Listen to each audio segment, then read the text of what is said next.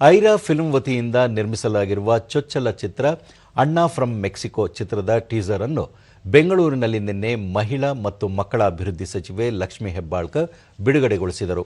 ಈ ವೇಳೆ ವಿಧಾನ ಪರಿಷತ್ ಸದಸ್ಯ ಚನ್ನರಾಜ್ ಹೊಟ್ಟಿಹೊಳಿ, ಶಾಸಕಿ ನಯನ ಮೋಟಮ್ಮ, ಚಿತ್ರದ ನಾಯಕ ನಟ ಡಾಲಿ ಧನಂಜಯ್, ನಟಿ ರೇಷ್ಮಾ ನಾಣಯ್ಯ, ಚಿತ್ರದ ನಿರ್ದೇಶಕರಾದ ಶಂಕರ್ ಗುರು ಸೇರಿದಂತೆ ಚಿತ್ರತಂಡದ ಸದಸ್ಯರು ಉಪಸ್ಥಿತರಿದ್ದರು.